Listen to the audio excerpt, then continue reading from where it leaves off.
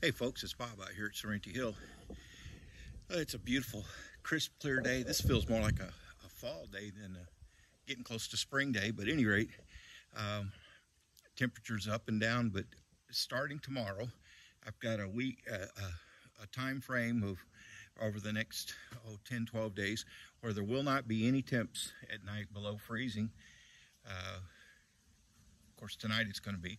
So starting tomorrow, which is Saturday, I'll be able to get up there and start working on cordwood again. First thing, like I said, is going to be finishing up above the door. I'm looking forward to getting that done.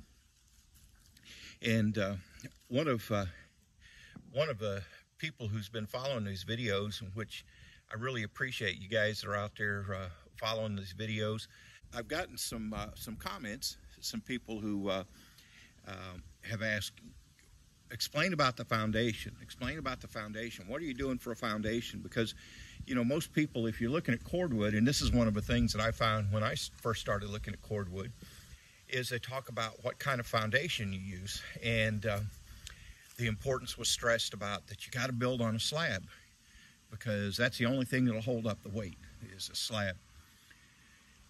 And so when we started building out here, I took a look at building a slab. And now a slab is great if you're on level ground, you know, a fairly level place. It's easy to make a nice concrete slab. You know, you just compact and put in some fill, compact, and build your slab on top of that. It's not that big a deal. And of course, with cordwood, you need to put a footing, a full footing around the slab. You might get away with putting a lot lighter footing on a regular stick-built home, but cordwood walls are heavy, 500 pounds per linear foot. That's on an 8-foot tall wall. So an 8-foot long wall is going to be over 4,000 pounds on your foundation. And so the common thing is, well, you got to build on a slab. Well, again, that's easy enough if you've got, you know, if you've got flat land. I don't have flat ground. The house is 32 deep by 44 wide. And in the 32 feet from the back of the house to the front of the house, the ground falls 18 inches. And I got an estimate on putting in a concrete slab foundation, but because of the slope, they would basically have to put stem walls around it, and then put fill, and then put slab on top of that. And the quotes that I was getting ranged from $9,500 to $12,500. And I thought, man, I can buy a lot of materials for that. Plus, you know, I was dealing with weather and trying to get getting a good enough time period to do that. And of course, the cash, because we're building out of our own pocket. There's no mortgage on this. So, you know, I have to really consider things like that. You know, it's one thing if you're doing a mortgage and you just tack that on the mortgage and pay a few extra dollars a month, but with us doing this out of our own pocket and out of our own savings, I have to be mindful of I got X amount of money and I can't really go above that, not without sacrificing something else. So I got looking at, why not do a pier and beam? Because pier and beam is great when you've got a slope to the land. And so I got doing some research, and everybody's, oh, you can't do that. You can't do that. Well, here's the thing, you can. And I've had people ask about the foundation, so I'll show you what I did to build my foundation and the reasoning that went behind it and some of the research I did on it. All right, now here's as good a place as any to start. This is one I haven't finished covering over yet. This is in the front of the house.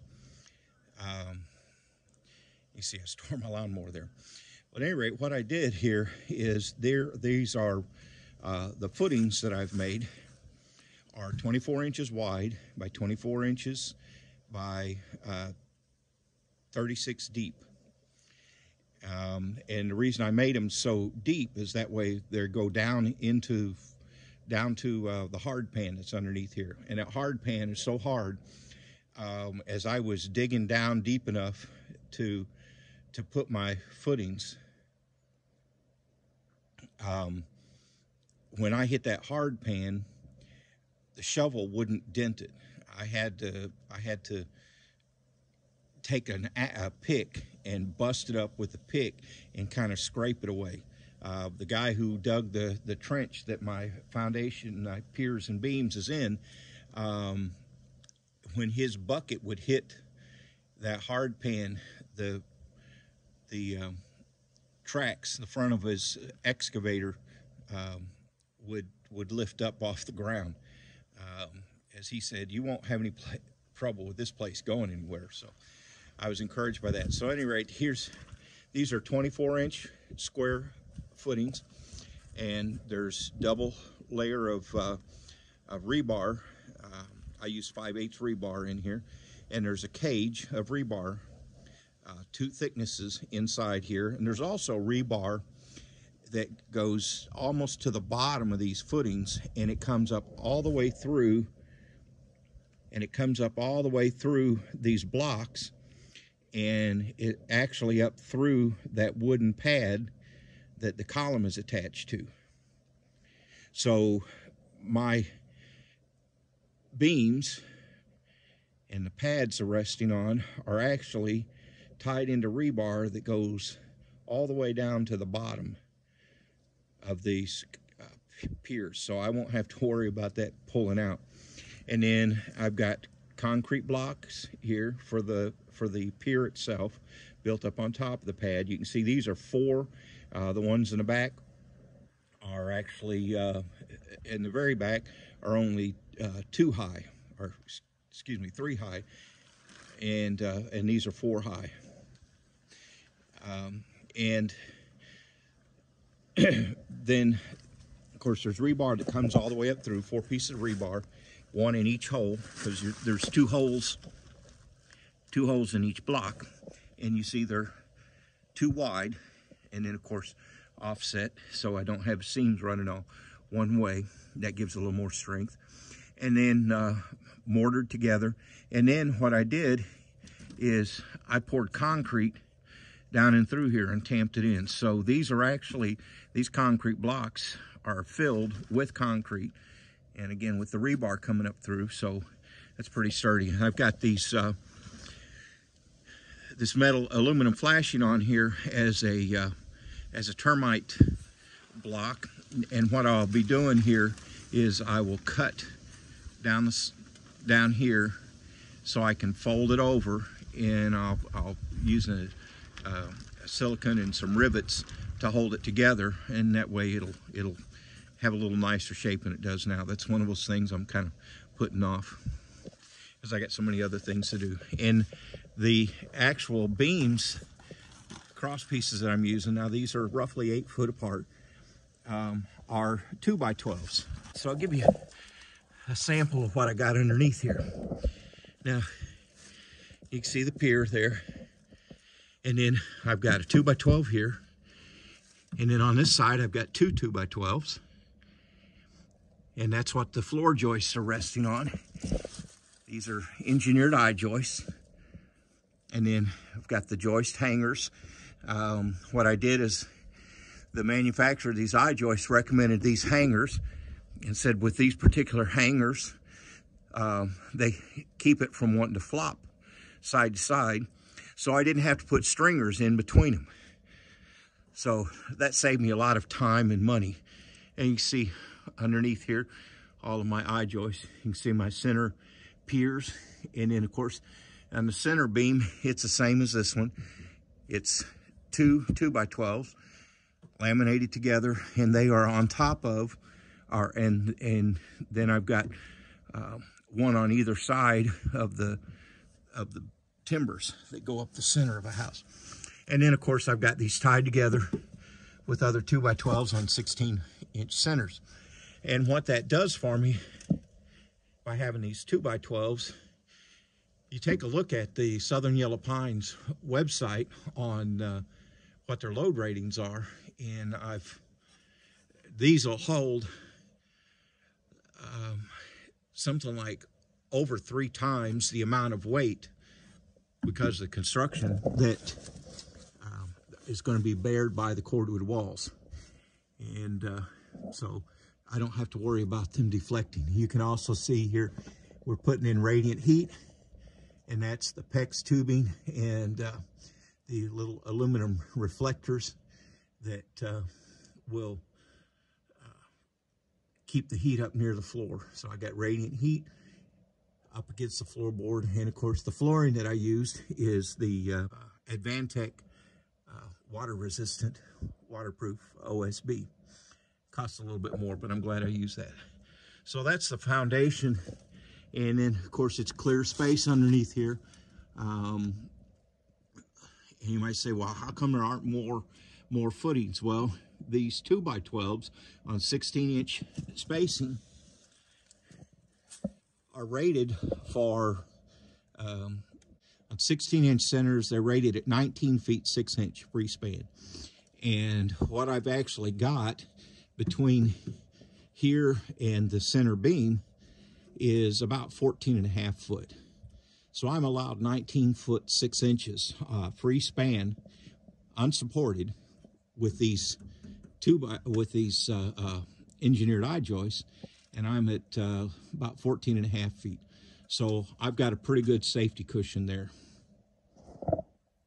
So like I said, I've got a pretty good safety cushion built in there with the span that I'm allowed versus the span that I've got. And again, you can find all this information. I didn't just get my head out from underneath there. I didn't just make this all up off the top of my head. What I did is I looked at the manufacturer's site for the eye joists that I'm using to see what their span ratings are.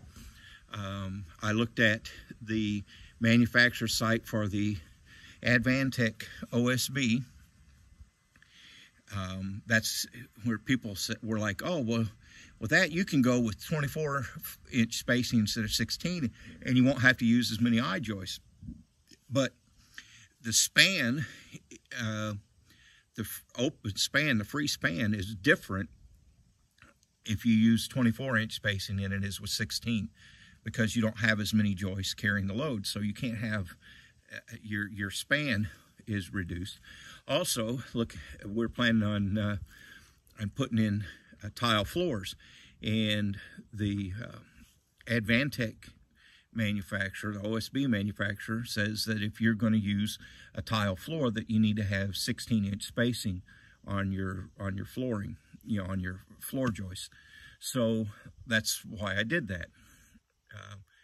Costs a little bit more, but you do the research and you find out what it'll do. Again, everybody says, oh, you can't use a pier and beam. But again, if you look at the Southern Yellow Pines website and you see what the load ratings and the span ratings are, you can calculate that out and see what you need to do. And again, I don't have a bunch of auxiliary piers. I'm on I'm on 8-foot spans.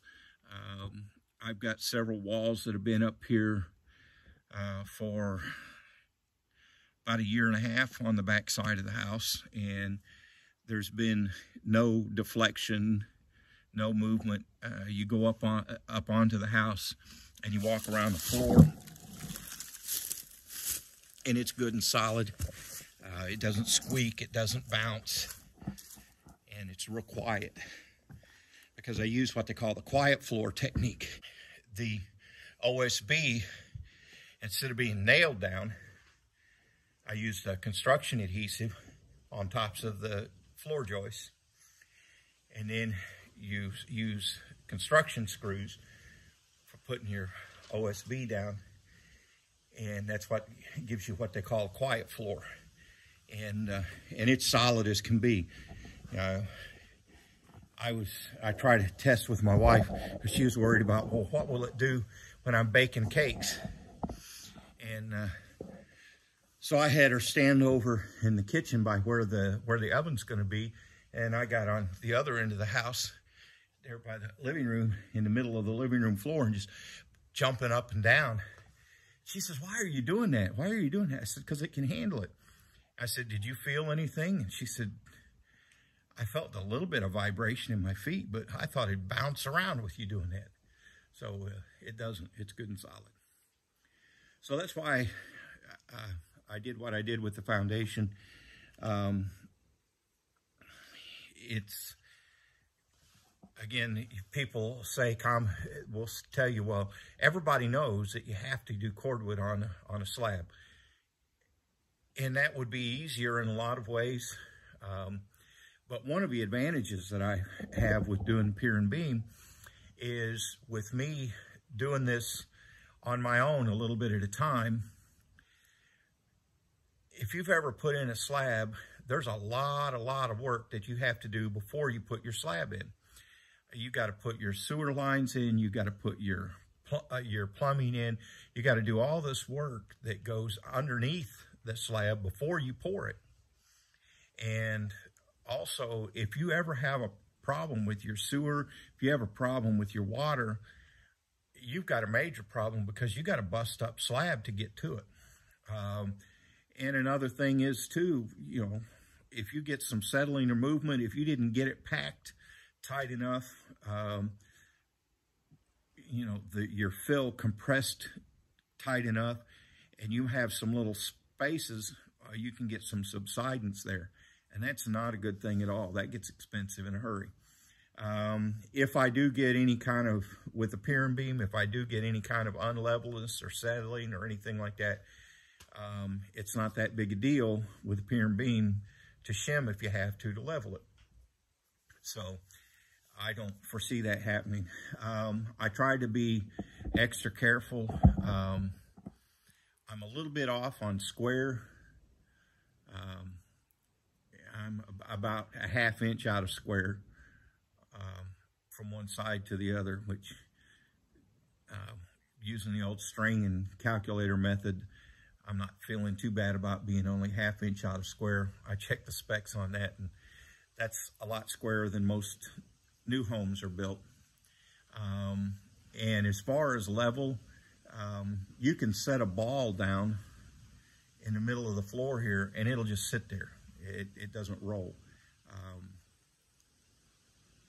So I tried to be real picky on level, because I hate a floor that sags and droops. So it's good and level. It's about ½ inch out of square. I would say the level from one end to the other is about 1/8 of an inch, maybe less.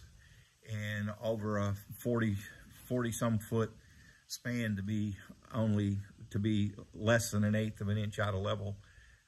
That's well within any specs that you're going to find on any construction anywhere.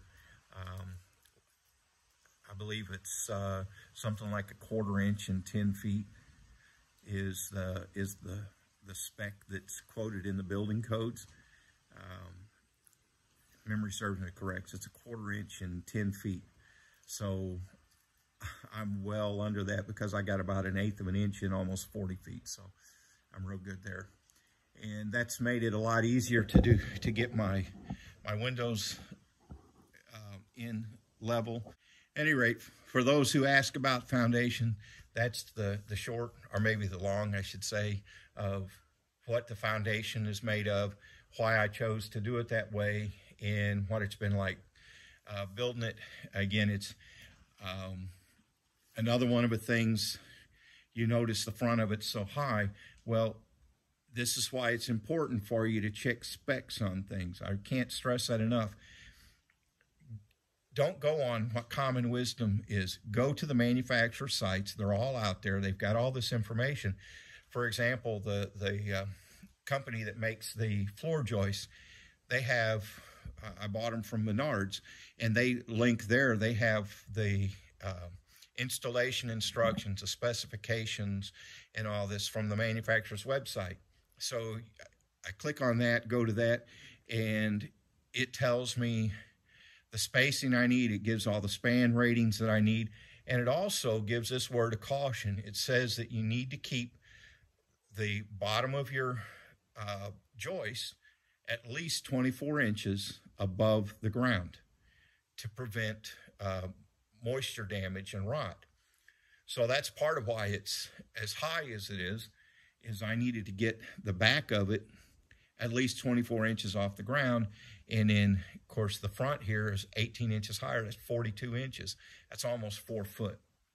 So if I went just with that. So I'm actually about 28 inches at the back side from the bottom of the floor joist down to the ground, and about 4 foot here at the front from a floor joist to the ground.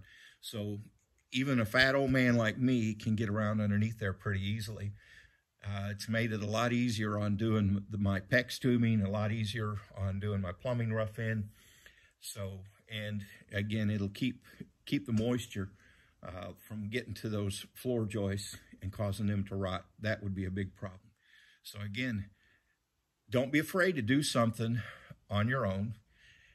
There's all the information out there that you need so that you can do it right. Don't hesitate to visit these manufacturers' websites and check out their installation specs and their product specs. Another good resource for you would be the APA website, American Plywood Association. They are the trade group that represents plywood manufacturers and your OSB manufacturers, all your panel products. And they have very specific instructions on like using the engineered I-joists, how to join them together, what the specs are on how to build with them, how to join them together, how to space them, how to use them. The same thing with your panel products, you know, your OSB and your plywood and things like that. And the Southern Yellow Pine website for the yellow pine, the timber groups. They have load ratings and calculations and design considerations and all that on their website as well, so that you can make sure that you're doing things properly and you're using the products properly, because you know they build things to a certain spec, but that's if you install it the way they designed it. So you have to make sure you do that, and then you should be good to go. And that also lets you, like I said, with the I know for a certainty that I'm good to go on my floor joists because I am using 16-inch spacing, and I have a safety factor of over 25% on my span rating. I'm allowed 19.5 and I'm 14.5. So I've got plenty of wiggle room there, so I'm not stressing things at all. Another thing that I've done here, keep in mind, now this is a timber frame, okay? So these timbers, like this is one of the columns that's in the center. These timbers are what supports the roof.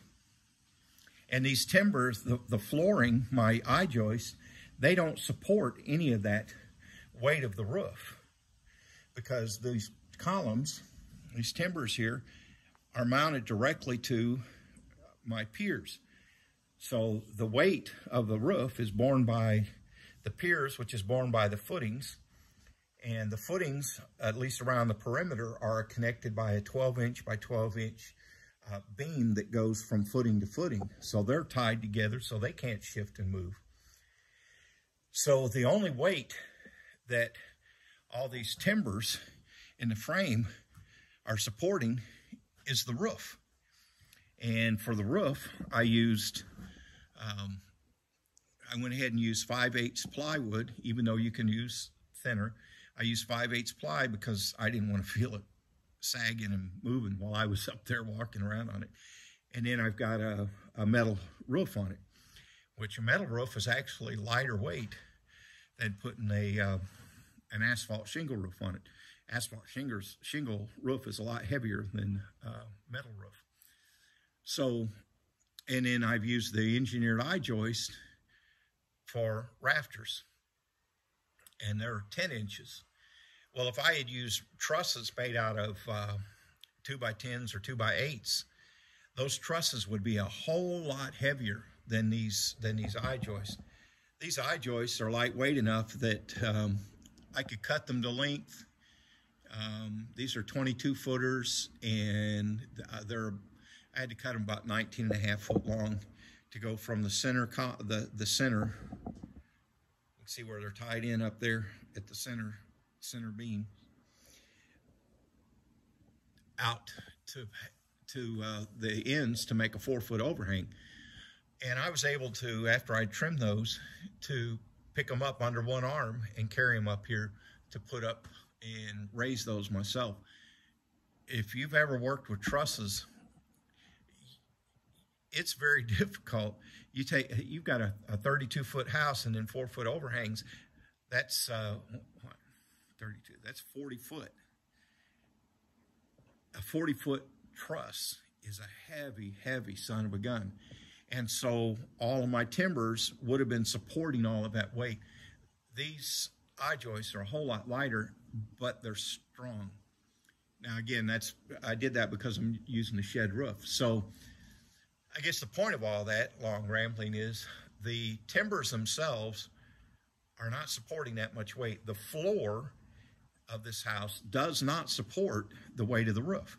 See, if you're in a regular 2x4 home built, stick-built home that's built on a pier and beam foundation, your joists are going to be carrying a lot of that weight, your floor joists.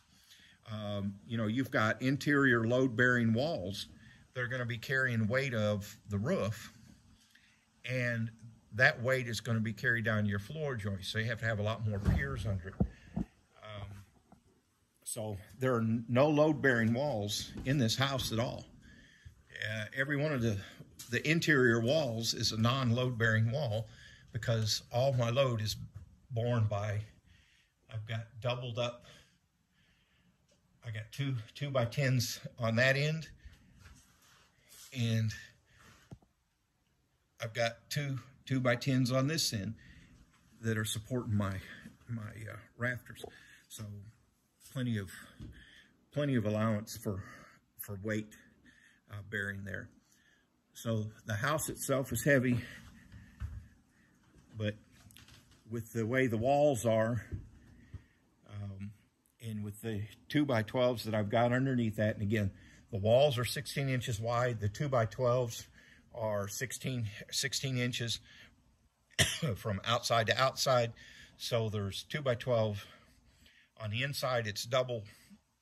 On the outside, it's single. So there's 3 2x12s tied together on 16-inch centers underneath these walls.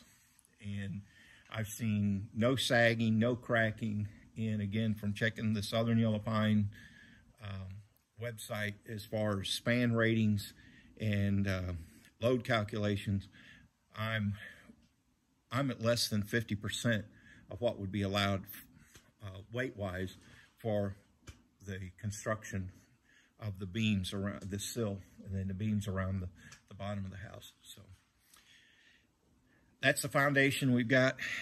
And I hope that answers your questions, and hope you stuck around. It didn't get too boring for you.